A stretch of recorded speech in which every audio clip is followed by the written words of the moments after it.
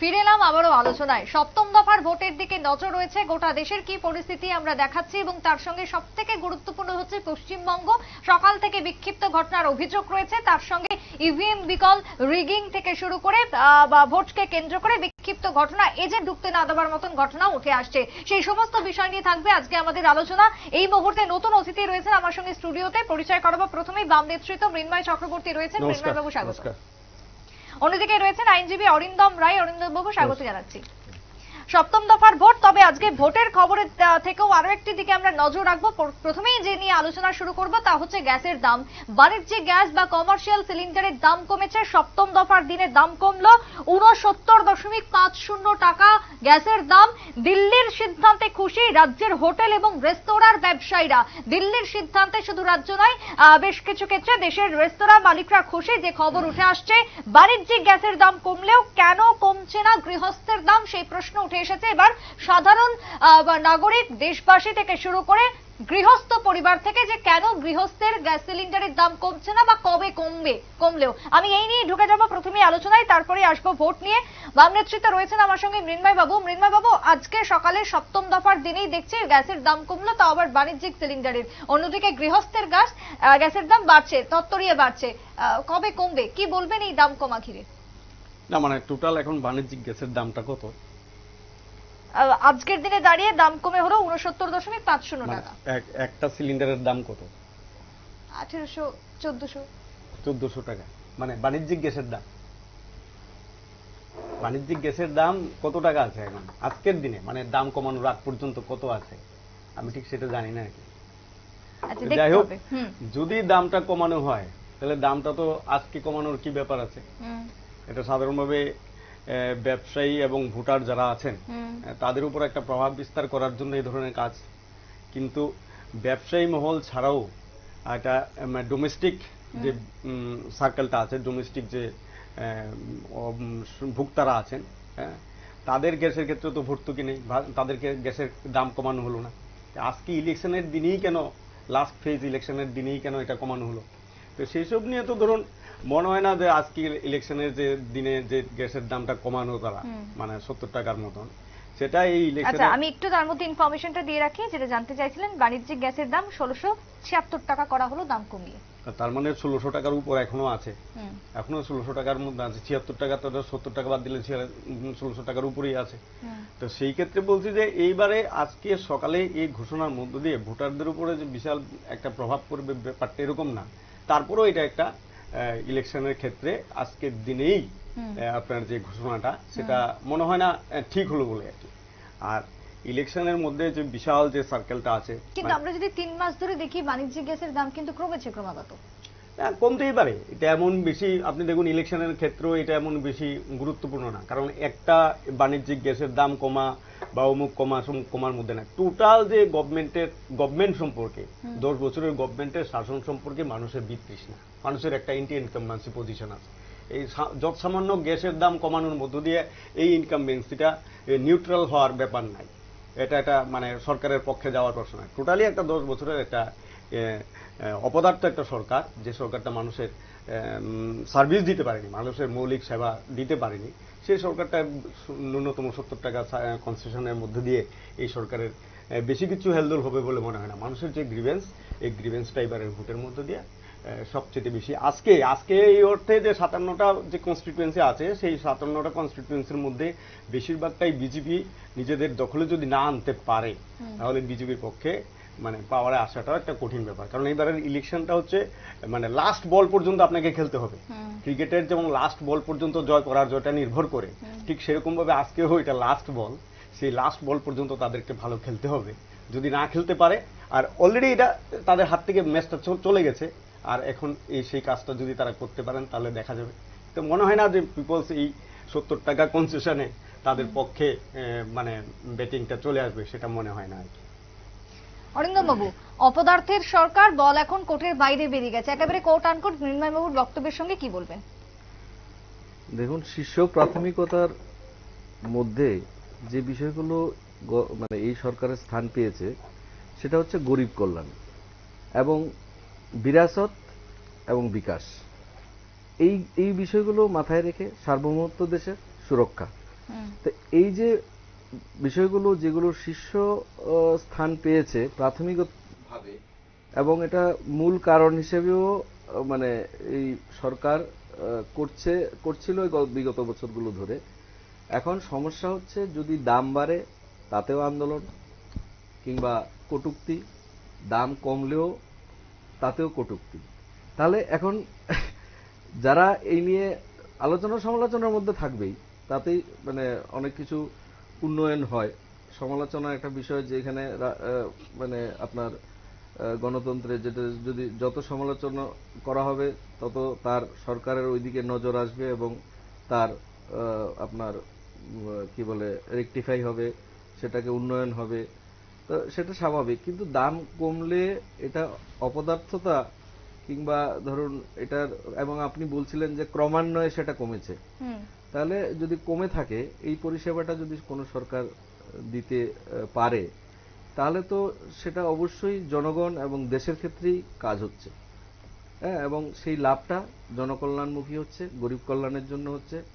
হ্যাঁ, তো এই জায়গায় দাঁড়িয়ে এখন যদি আপনার দাম কম হওয়াটা, এখন গ্যাসের দাম কমলো, গ্যাসের দাম কম হওয়া মানে কিন্তু শুধু গ্যাসের দামই কমা না, পারিপার্শ্বিক যেগুলো আছে এই গ্যাস নির্ভর বাণিজ্যিক, যেটা বলছিলেন যে বাণিজ্যিক গ্যাসের, তো এই যে বাণিজ্যিক গ্যাসের উপর নির্ভর করে, তাহলে তো প্রাইস থেকে শুরু করে বিভিন্ন রেস্তোরাঁ থেকে শুরু করে যেখানে জ্বালানির, কমার্শিয়াল জ্বালানির প্রয়োজন, বাণিজ্যিক জ্বালানির প্রয়োজন, তো তাতে আমাদের লাভটা স্বাভাবিক, জনগণ যারা আছেন দেশে তারাই এই লাভটা পাওয়ার কথা। তাতে যদি এখন সমালোচনা হয় তাহলে তো আর বলার কিছু। একেবারে সপ্তম দফাতে 19 কেজি কমার্শিয়াল গ্যাসের দাম কমলো প্রায় 70 টাকা, দাম কমে হলো 1676 টাকা। এই নিয়ে আমরা আলোচনা শুরু করলাম। তবে এই মুহূর্তে যাব পশ্চিমবঙ্গের দিকে।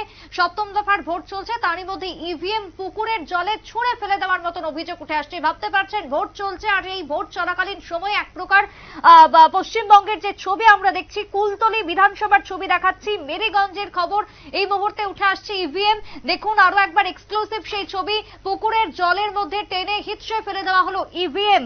ভোটকে কেন্দ্র করে এই অভিযোগ, 40 এবং 41 নম্বর বুথে এজেন্টদের যেতে দেওয়া হচ্ছে না, গ্রামের ভেতর আটকানো হচ্ছে। অভিযোগের তীর এক প্রকার তৃণমূলের দিকে, মারধর করা হচ্ছে, ইভিএম জলে ফেলে দেওয়া হয়েছে।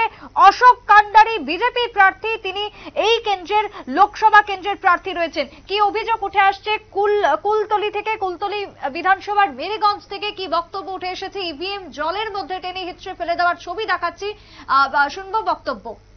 40-41 নম্বর বুথে এজেন্টদের বসতে না দেওয়ার সমস্ত গ্রামের মহিলারা জড়ো হয়ে গেছেন যে আমাদের ভোট আমরা বুঝে নেব, বসতে দিতে হবে এজেন্ট। তাতে শাসক দল বাধা দেয়, ঢুকতে না দিতে চাইছে না, যার জন্য সমস্ত মহিলারা একজোট হয়ে ব্যালট বক্স জলে ফেলে, গ্রামবাসীরাই জলে ফেলে। তারা কি কোন দলের সমর্থক? দলে না, সবাই সাধারণ নাগরিক। এই কিন্তু এটাকে কি সমর্থন করেন যে কোনোভাবে, কারণ একটা গণতান্ত্রিক পদ্ধতিতে ভোট হচ্ছে, সেখানে যদি অভিযোগ থাকে পুলিশকে জানাবে বা কেন্দ্রীয় বাহিনীকে জানাবে? বা তারা জানিয়েছে, তাদের কাছ থেকে কোনো সদিচ্ছা পায়নি, তাদেরকে ডেকেও কোনো উপকার হয়নি, যার জন্য ওনারা গ্রামের লোকেরা সিদ্ধান্ত নিয়েছে। আপনি কি যাবেন গ্রামে? হ্যাঁ, ডেফিনেটলি যাব। পুলিশের গাড়ির সামনে গাছে গুলি ফেলে দেওয়া হয়েছে, পুলিশের ভূমিকা নিয়ে কিছু বলতে চাই?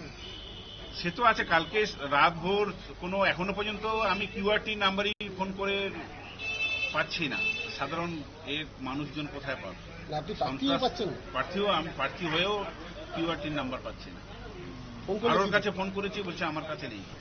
রিটার্নিং অফিসারের কাছে কিউআরটির নাম্বার নেই, দুঃখজনক। নাকি এটাকে ইচ্ছাকৃত করা হচ্ছে? ইচ্ছাকৃত তো ডেফিনেটলি আমি বলবো। কেন্দ্রীয় বাহিনী যারা বুথে আছে তারা ঠিক আছে, কিন্তু কিউআরটি নাম্বার না পেলে তাদেরকে রাখবো কি করে? তাদেরকে ইনফর্ম করবো কিভাবে? তারা অ্যাকশন নেবে কিভাবে? কিন্তু আপনি কি চান যে ওই বুথে আবার নতুন করে ইভিএম দিয়ে ভোট শুরু হোক? হ্যাঁ, ডেফিনেটলি আমরা তো ভোটের মধ্যেই আছি, সাধারণ মানুষ সব এজেন্ট বসে ভোট হোক না, কোনো অসুবিধা নেই। আপনারা শুনলেন বিজেপির পক্ষ থেকে অভিযোগ, বক্তব্য, ইভিএম পুকুরের জলে ফেলে দেওয়া হচ্ছে ছুঁড়ে, যার পেছনে রয়েছেন গ্রামের মহিলা থেকে শুরু করে গ্রামবাসীরা, প্রত্যেকে রয়েছে, সেই অভিযোগে উঠে আসছে। আমি আলোচনায় ঢুকে যাব। মৃন্ময় বাবু, আজকে সকাল থেকে আমরা যে বিষয়টির দিকে নজর রাখছি, পশ্চিমবঙ্গের বুকে এত সন্ত্রাস বাড়ছে, মাফিয়া রাজ যেন কমনলি অ্যাকসেপ্টেবল হয়ে যাচ্ছে, কিভাবে সম্ভব? কিছুক্ষণ আগে সাংবাদিক মরিমাই বাবু ছিলেন, তিনি বলছেন যে প্রতিবাদ কমে গেছে, প্রতিবাদের ভাষা কমে গেছে। আদৌ কি তাই? তার জন্যই কি এই ছবি আজকে ধরা পড়ছে? আমার মনে হয় ব্যাপারটা প্রতিবাদ কমে গেছে, প্রতিবাদের ছবি এসব না। ব্যাপারটা হচ্ছে যে ক্রিমিনালাইজেশন যেটা হয়, মানে একটা রাষ্ট্রীয় যে কাঠামো থাকে, প্রশাসন থাকে, প্রশাসনের মধ্যে ক্রিমিনালাইজেশনের যে উপস্থিতিটা, ক্রিমিনালাইজেশন সবসময় থাকে, ক্রিমিনালদের সোসাইটির মধ্যে থাকে, প্রশাসন সেগুলির ডিল করার চেষ্টা করে, কিন্তু দিনকে দিন সেই ক্রিমিনালাইজেশনটা প্রশাসনের মধ্যে অ্যাডপ্ট হয়ে যাচ্ছে, মানে প্রশাসন সেটাকে নিজের মধ্যে অ্যাডপ্ট করে নিচ্ছে। তার জন্য বলছি যে এইটি হচ্ছে, ধরুন আমরা কিছু স্ট্রে ঘটনা দেখি, আজকের দিনে আপনি কিছু ঘটনা দেখলেন, কালকে আমরা কিছু দেখতে পারি, ইলেকশন শেষ, নতুন ভাবে ক্রিমিনাল অ্যাক্টিভিটি শুরু হবে, ইলেকশন রেজাল্ট পরবর্তী সময়ে এসব ক্রিমিনাল অ্যাক্টিভিটিসটা অলরেডি কন্টিনিউ একটা প্রসেস, আর প্রশাসন সেই ক্ষেত্রে আপনার ব্যর্থ।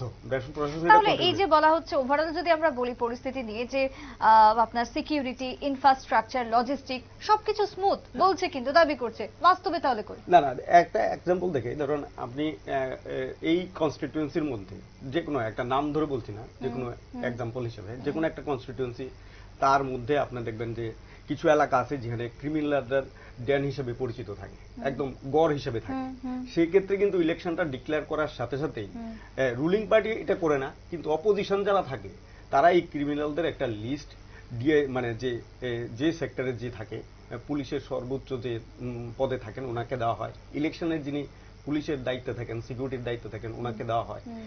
ইলেকশন কমিশন এই যে ক্রিমিনালরা তারা ভোটের ক্ষেত্রে ডিস্টার্ব করতে পারে, এটার কিন্তু দেওয়া হয়, এই অপোজিশনে এইগুলি দেয়। এবার দেওয়ার পরে ইলেকশন কমিশন বা পুলিশ বা মানে অফ দ্য রেকর্ড বা তারা যে লিখিত অভিযোগগুলি দেন, সেগুলি সম্পর্কে পুলিশ কি পদক্ষেপ নিল, প্রশাসন কি পদক্ষেপ নিল, সেটা কিন্তু অপোজিশন জানতে পারে না। কিন্তু দেখা গেল ইলেকশনের আগে এবং পরে এই সমস্ত ক্রিমিনালরাই কিন্তু অ্যাক্টিভিটিসটা চালিয়ে যায়। এখন যদি আপনি জিজ্ঞেস করতে চান, তখন তারা বলবে যে এটা আগের ঘটনা, এরকমও বলতে পারে। আপনি লিস্টটা দিয়েছেন, তাদের বিরুদ্ধে কোনো অ্যাকশন নেবে কি নেবে না, তখন হয়তো বলতে পারে এগুলো তো আগের, আপনারা যে ঘটনাগুলো করছেন এটা আগের, এখনো তো ইলেকশন ডিক্লেয়ার করা হলো, এখনো তো ইলেকশনের কোনো প্রক্রিয়া শুরু হয়নি, কাজ শুরু হয়নি, তারা কি করেছে কি করে নেই, এখন কি করে করা যাবে, মানে তাদের বিরুদ্ধে স্টেপস কি করে নেওয়া যায়। এই যে ধরুন একটা প্রশাসনের এই যে একটা পজিশন, এই পজিশনটা কিন্তু মানে ক্রিমিনালদের ফ্রি হ্যান্ডই দেয়। তার জন্য বলছি within the election, after election ক্রিমিনালদের অ্যাক্টিভিটিস কখনো কোনো সময় হ্রাস টানা যায় না। এই ক্রিমিনালের অ্যাক্টিভিটিসটা টোটাল প্রশাসনটার মধ্যে অ্যাডপ্ট হয়ে যায়, প্রশাসনকে সেই ক্রিমিনালদের অ্যাক্টিভিটিসটা নিয়ে চলতে হয়। তার জন্য বলছি যে প্যারামিলিটারি ফোর্স হোক, যাই হোক, আপনি যদি প্যারামিলিটারি ফোর্স একটা স্টেটে বাইরে থেকে যারা লোকজন আসলো, পুলিশের লোকজন আসলো, তারা এই সমস্ত বিষয় সম্পর্কে ওয়াকিবহাল না, তাদেরকে ওয়াকিবহাল কে করবে? স্টেট মেশিনারি করবে।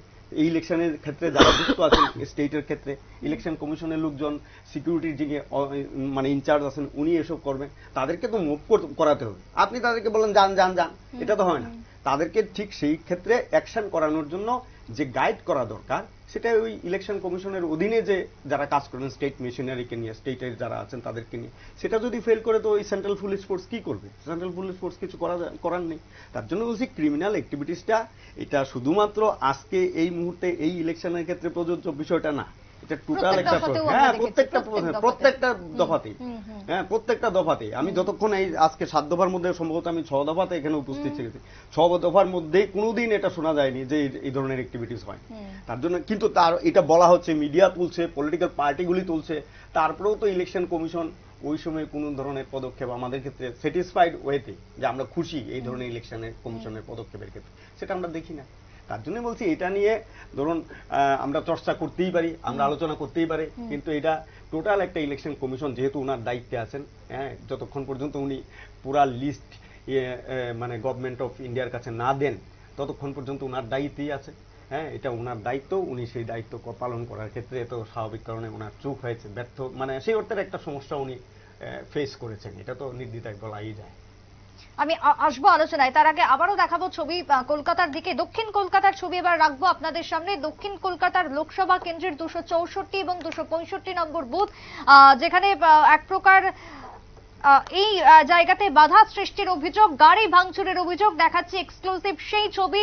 দক্ষিণ কলকাতা থেকে আপনারা দেখছেন সোনালী পার্কের কাছে একটি স্কুল, সেখানে ভোট যখন শুরু হয় ঠিক সেই সময় থেকে সিপিএম প্রার্থী সাইরাসা হালিমের ইলেকশন এজেন্ট কৌস্তব চ্যাটার্জির অভিযোগ উঠে এসেছে। বুথের বাইরে বেশ কিছু মানুষের জমায়েত, ভোট দিতে দেওয়া হচ্ছে না, তৃণমূল আশ্রিত দুষ্কৃতীরা অ্যাটাক করছে, মারধর করছে, গাড়ি ভাঙচুর করছে, সেই ছবি আজকে উঠে এসেছে। সপ্তম দফাতেও অর্থাৎ শেষ দফাতেও কোনো দফা বাদ যায়নি পশ্চিমবঙ্গে অশান্তি ছাড়া। এখন এই মুহূর্তে দক্ষিণ কলকাতার যে ছবি দেখাচ্ছে সেখান থেকে ঠিক কি অভিযোগ শুনবো।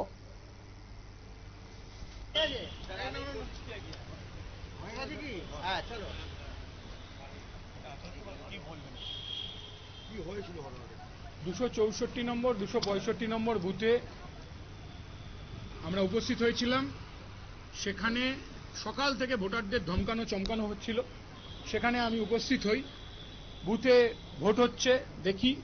আমি যখন বেরিয়ে আসছি, বুথ থেকে বেরিয়ে আসছি, তখন পরিকল্পিত উপায়ে তৃণমূলের বহিরাগতরা, ওখানে তৃণমূলের নেতারা যারা কর্পোরেশন নির্বাচনে ভোট লুট করেছিল, তারা দেখবেন আমার গাড়ির চালককে মারে, গাড়ি ভাঙচুর করে, আমাকে মারে।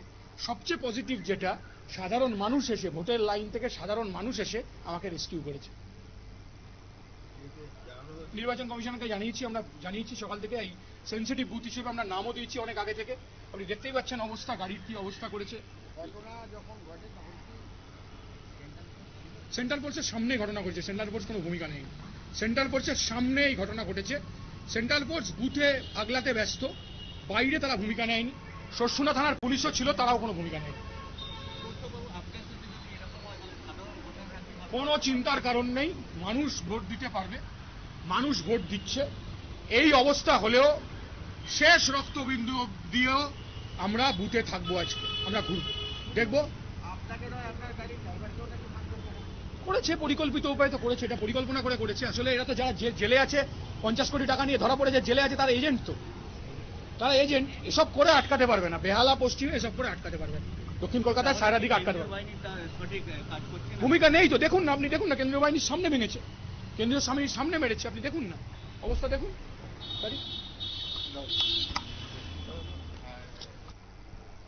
আপনারা শুনলেন অভিযোগ, সিপিএম এর পক্ষ থেকে অভিযোগ উঠে এসেছে। আমরা কলকাতার পরপর দুটো ছবি দেখালাম, শুধু দুটো নয়, সকাল থেকেই দেখাচ্ছে প্রত্যেকটা জায়গাতেই কেন্দ্রীয় বাহিনী রয়েছে, রাজ্য পুলিশ রয়েছে, কিন্তু তারপরও চলছে অশান্তি। আমি চলে যাবো অরিন্দম বাবুর কাছে। অরিন্দম বাবু, কোথাও বিজেপি বলছে তৃণমূলের অভিযোগ, কোথাও তৃণমূল বলছে বিজেপির অভিযোগ। এই যে ভোট মরশুমে বা ভোটের সময় এক দলের অন্য দলের দিকে কাদা ছোড়াছুড়ি, এটা কি ওতপ্রোতভাবে জড়িয়ে গেছে, কি বলবেন? দেখুন, এখানে আপনি যেটা আমরা দেখলাম, এখানে সরাসরি অভিযোগ সিপিএম এর তৃণমূলের দিকে। উনি সরাসরি অভিযোগ করলেন এবং কারা করলেন কি ইত্যাদি, এবং বহিরাগতরা কি করলো, এবং তৃণমূলের মানে ওনাদের কি অবস্থান, এই কি বলে আপনার 50 কোটি টাকার একটা উনি আরোপও আনলেন। তো অভিযোগটা সরাসরি কিন্তু তৃণমূলের দিকে। কে করছেন অভিযোগ? সিপিএম করছে। যে এলাকাটা ধরুন যার গড় সেই এলাকায় ওই অভিযোগ করছে। তাহলে আপনি একটা সাধারণ দেখে নিন, একটা কনস্টিটিউয়েন্সি নিয়ে একটা কনস্টিটিউয়েন্সি কনসিডার, আপনি যদি এই কনস্টিটিউয়েন্সিটাকে কনসিডার করেন, তাহলে এই কনস্টিটিউয়েন্সিতে সিপিএম এবং তৃণমূল পুরোপুরি আলাদা এবং অভিযোগ সরাসরি অভিযোগ। তো সেক্ষেত্রে আপনি পুরো দেশকে নিয়ে একসাথে, এই যে গঠবন্ধনের মধ্যে তো তৃণমূলও সামিল আছেন, ঠিক আছে, সিপিএমও সামিল আছে। তাহলে এই জায়গায় একটা কনস্টিটিউয়েন্সিতে একে অন্যকে স্পেয়ার করতে পারছে না। তাহলে ভোটাররা যারা আছেন তারা কিভাবে নেবেন? আমি একদিকে বলছি যে অ্যালায়েন্স, ইন্ডিয়া অ্যালায়েন্স, অ্যালায়েন্সে কে কে আছেন? আমি দুটোই দলকেই ধরে নিলাম, ওনারা দুজনেই এই অ্যালায়েন্সে আছেন। তাহলে এই অ্যালায়েন্সে থেকে ওনাদের গাড়ি ভাঙচুর করছেন, উনি অভিযোগ করছেন, এবং কাদের বিরুদ্ধে করছেন? তৃণমূলের বিরুদ্ধে সরাসরি।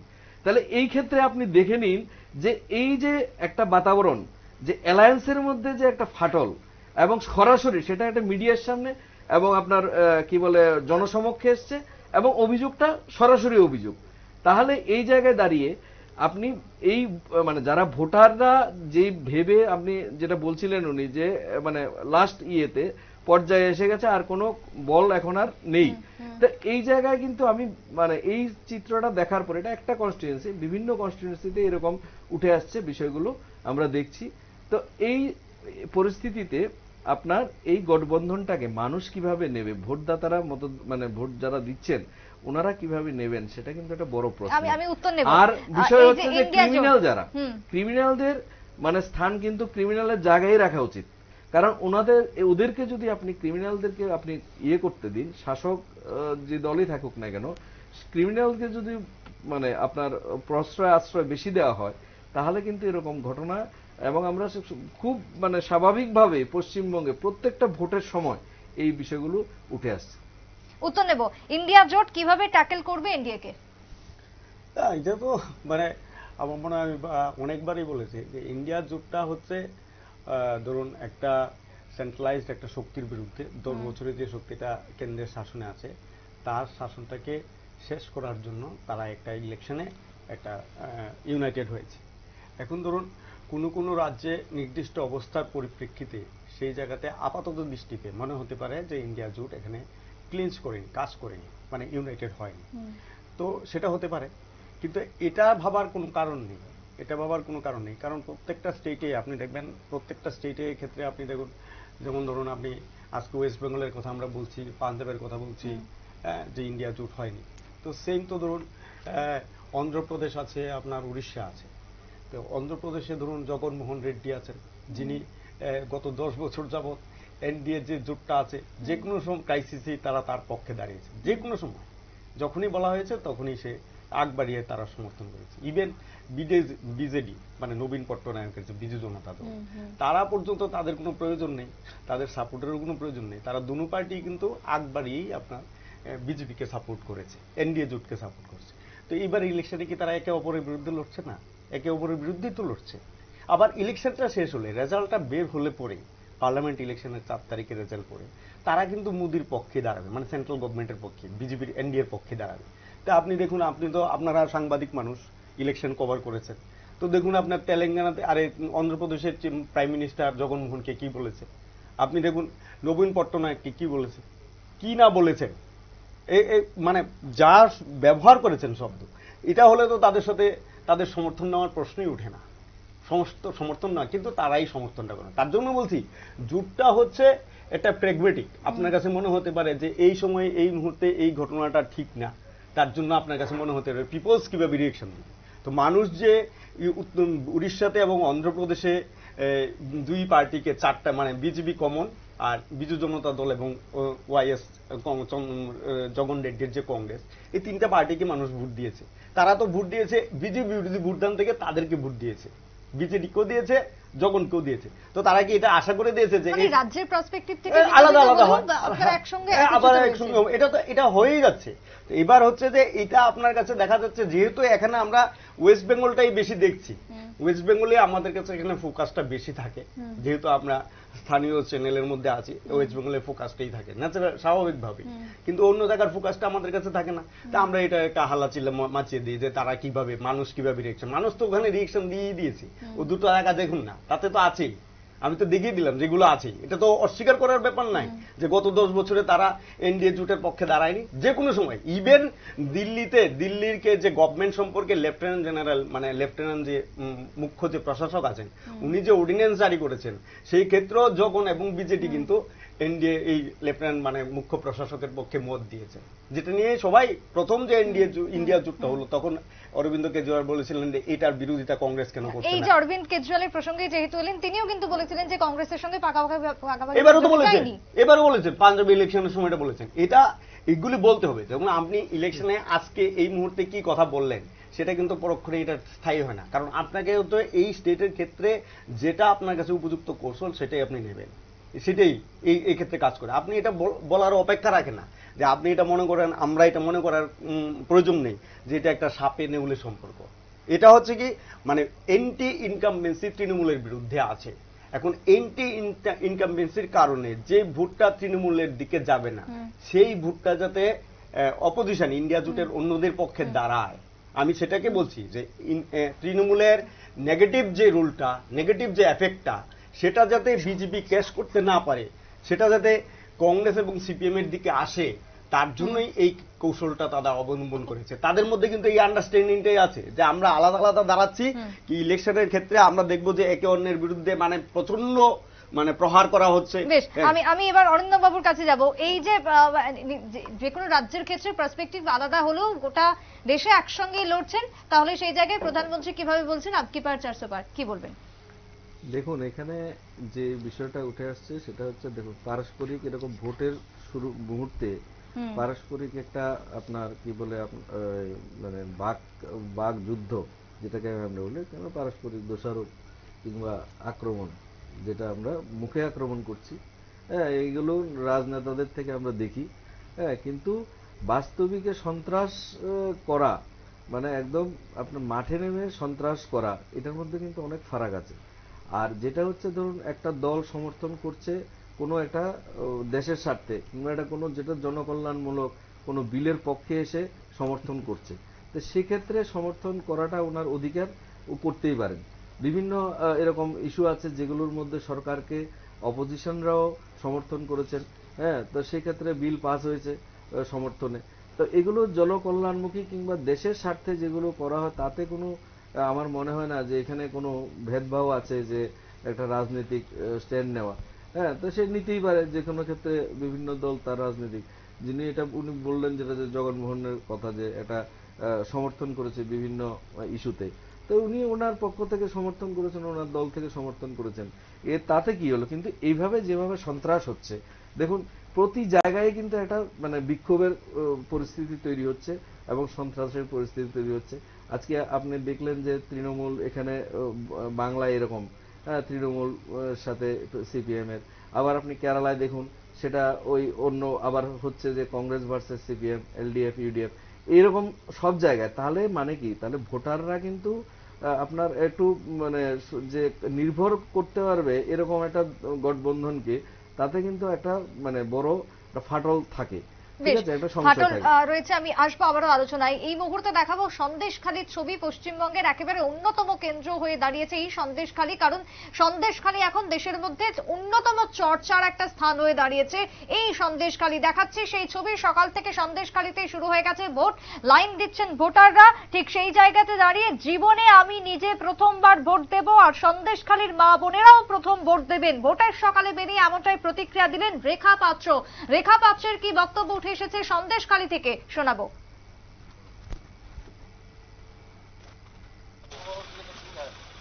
চলো যাবো, সবাই যাবো। রেখা, জীবনে প্রথমবার ভোটে দাঁড়িয়ে সন্দেশখালীতে যাচ্ছেন, কেমন লাগছে? প্রথম অনুভূতিটা খুবই ভালো লাগছে যে আমি এত বছর ভোটার হয়েও আজকের হয়তো নিজের ইচ্ছায় ভোট দিতে পারবো। সন্দেশখালীর আর মানুষেরা আজকে নিজেদের ইচ্ছে অবশ্যই অবশ্যই। কত বছর পর ভোট দেবেন আপনার অঞ্চলের ভোটাররা? দেখুন, এর আগেও আমরা বুথে গেছি 2-1 ভোট দিতে, কিন্তু ভোট দিতে পারিনি, ওনার নিয়ে নিয়েছে। আর আমাদের তো কিছু অনেকবারই ভোট দিতে যেতে হয়নি, বাড়ির থেকেই আমাদের ভোট হয়ে গেছে। তা আমি প্রথম 2024-এ ভোট দেব, আর সেই আশা নিয়েই যাচ্ছি।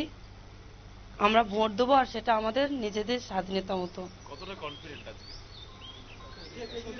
কতটা আত্মবিশ্বাস আপনার কাছে?